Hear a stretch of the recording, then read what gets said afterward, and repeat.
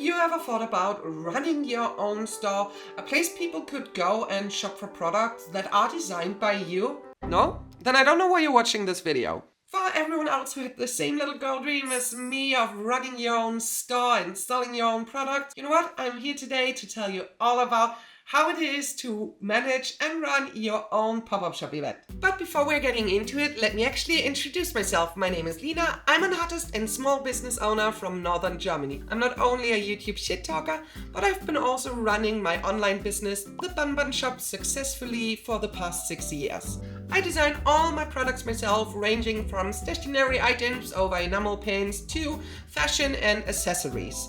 As you can see, I have a really big passion for bunnies. That is why my character BunBun is on all of my products. Besides running an online store, I also have been attending a lot of in-person conventions and markets over the past couple of years. But there was always this itch.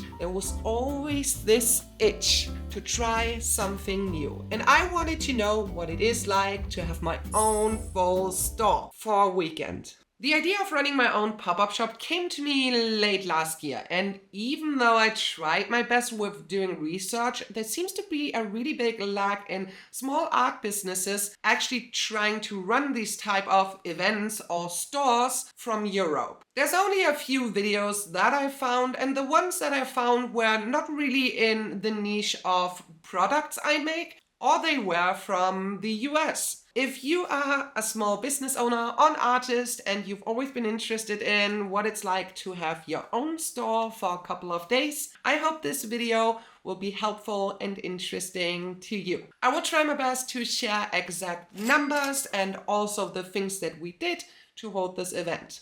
And first things first, we can put everything in these different categories. As you can see, for a pop-up shop, the most important things are actually all the things that happen before the event is even running. The first thing I want to talk about is actually the location and the timing, because it's really important that you figure out what would be a good date and where do you even want to have your little pop-up shop. Since pop-up shops are only temporary storefronts at certain locations or bigger cities, it's really important that you know beforehand if there is an audience for the products you want to sell. I'm actually so much up from northern Germany that the tip of my hat is basically touching Danish soil. So I decided to go for the next big city we have in Germany, which would be Hamburg. We actually had to figure out first if we wanted to do it all on our own or if we maybe wanted to collaborate with another type of store. We actually decided to go for a collaborative attempt together with the J store in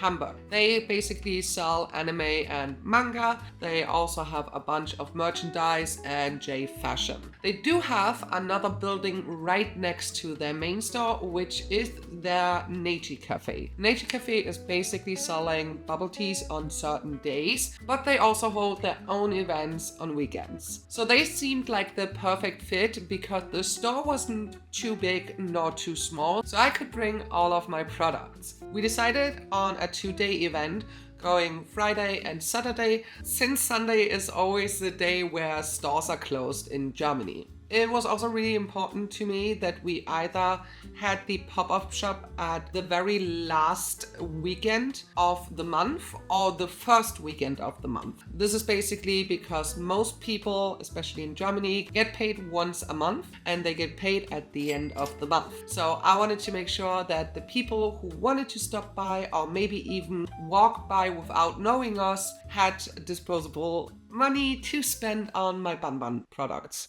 Next up, I want to talk about planning and marketing. This one also a very important step. Before you actually try to run your own pop-up event, it would be very good to know if people are going to attend. And this is very hard to gauge beforehand because unless you're sending invites that people have to answer to, it's hard to pinpoint how many people realistically will show up. I've never done this before, so it was really hard to figure out how many people would actually show up. As you can see in some of the clips in the vlog later, I'm actually very concerned that nobody will show up, that we will end up having like 2 customers. That was definitely my biggest concern from the get-go. What we ended up doing for marketing to make sure that everyone knew that we were having the pop-up shop, we first of all made some collab reels together with the JStore so they could advertise our pop-up event to their customer base. On top of that, we also released our own reels and we made sure to let our followers know, which are around 80,000 on Instagram. Okay, I have 80,000 followers. I hope at least 10 are from Hamburg and are gonna show up. That was the plan. We also decided to do some physical marketing by printing flyers and handing them out at different locations in Hamburg. But I also took some of the flyers with me to 1 or 2 conventions I had before the pop-up shop.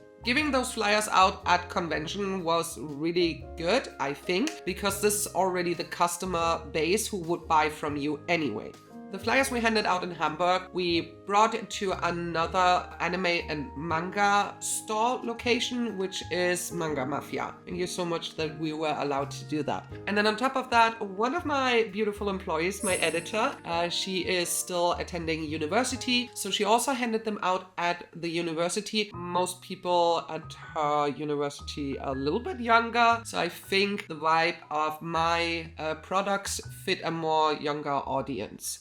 Next up is products, and for products I wanted to give people an incentive to actually come to the pop-up shop location, and the easiest way for me to do so was actually making some exclusive items that I would only be selling that weekend at the pop-up shop. They were nothing grand or super special, but it was different kinds of stickers, washi tapes. We also had like notepads and keychains for all visitors who came by. On top of that, we also brought our normal range of products, and we also brought enamel pins, quite a few, and that helped to make the whole store look kawaii and inviting. There's 2 more things we did for the pop-up shop that weekend that I think are good to mention, because besides the experience of just going shopping there, we wanted to make it a little bit of a community experience so people had a reason to stay at the shop for longer. So first of all, the Nietzsche Cafe, since they were doing bubble teas, offered to do some collaborative milkshakes with us. So we made some custom-made BunBun cups only for this event, and I think they turned out so cute. On top of that, we also decided to have a little outside area where people could sit down and actually draw out some BunBun coloring pages. And a lot of people ended up sitting down with their drinks, just talking to their friends and coloring some cute BunBun artwork. Now to the actual pop-up shop event itself. Instead of talking about it, I will actually let my past self tell you about it.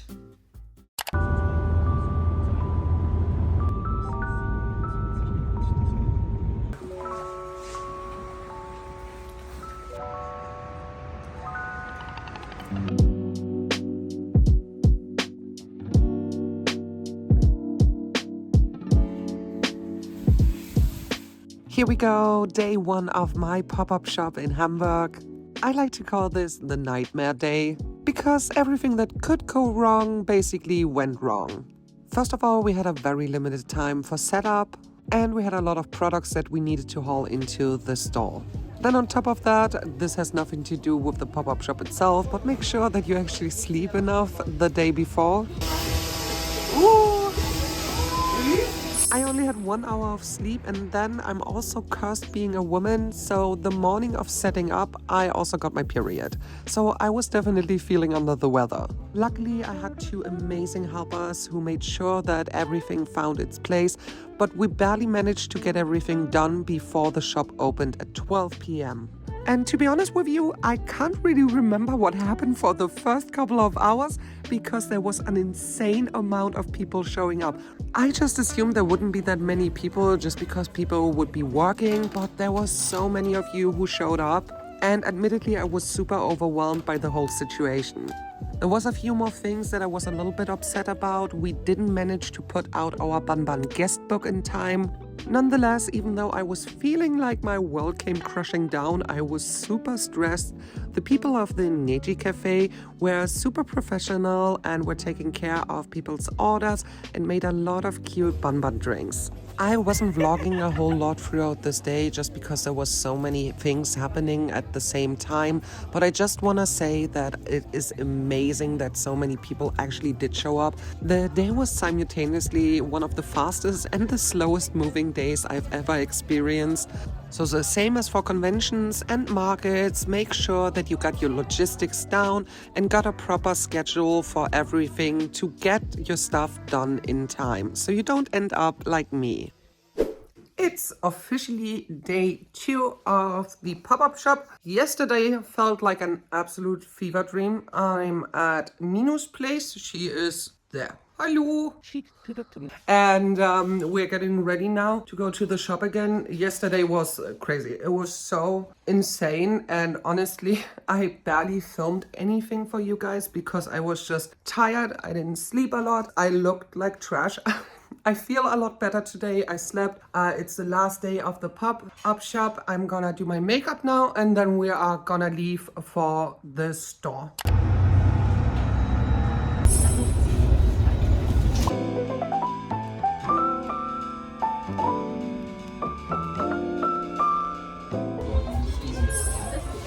And wait for it, we got more. This one. It's an original drawn with color pencils. It looks insane. Thank you so much.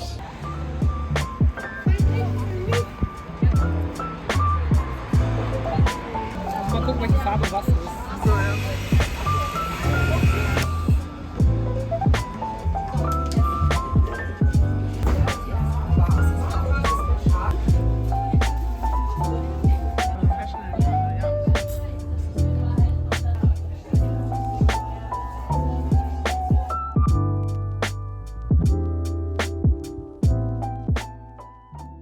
It's 3:30 currently on the second day and it's still going very strong. It has quieted down a tiny bit, which is actually nice because when we started today again, the whole shop was just full with people, and I'm so very grateful that so many people showed up. I never expected this to happen. Yesterday was very overwhelming. I think I said that already, but it was a lot. I haven't really had the chance to appreciate it yet. Today is a lot better in the sense of that I have time to actually to talk to people, and literally everyone has been so super nice. People show up from all over Germany basically. They actually just traveled here to go to the pop-up shop, and that's insane. I never expected that people would just come to only see this, because there's not much happening in comparison to a convention. We also need to do the takedown today and I need to drive home, so I'm not looking forward to that. But for now we still have another 2.5 hours of the pop-up shop.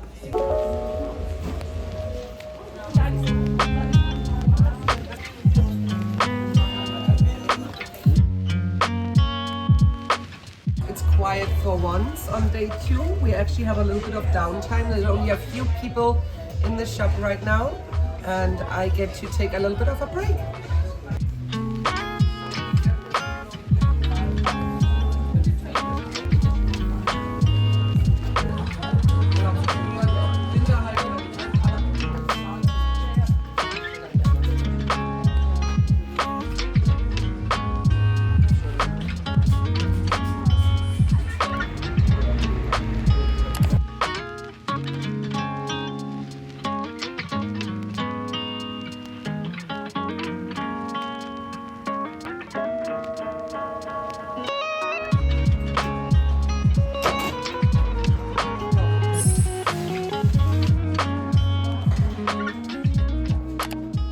At the end, I also want to quickly give you guys a little bit of transparency on what the prices were. We were at the pop-up shop on a Friday and a Saturday, and we had opening hours for 6 hours each day. Collaborating and renting the space from the Nietzsche Cafe did end up costing us 1,000 euros. This included them doing some cleanup afterwards and us being allowed in a little bit earlier on Friday to do the setup. However, I want to mention, if you ever want to do something like this and if you have similar amount of products like I have, make sure to bring a little bit more time because the setup takes quite long. It's not the same as doing a booth if you all of a sudden have an entire store. We actually ended up making quite a lot of money, which was super surprising to me, especially because the time that we spent at the pop-up shop was so much shorter than we attend at actual conventions. Conventions normally tend to be 8 to 10 hours a day, and then they also go over 2 to 3 days. The fact that we managed to set all of this up ourselves and still make such a good profit is insane to me. Lastly, I just want to say I'm very grateful for all the people who decided to stop by. This was very much a test run, and it was extremely nerve-wracking for me. The entire process before, during,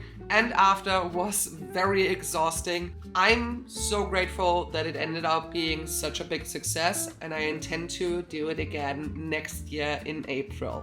Whether you're just a viewer or somebody who is an artist or small business owner themselves, I hope you could take something away from this video, and I hope you will like and subscribe and maybe leave a comment, and I see you again for next week's video.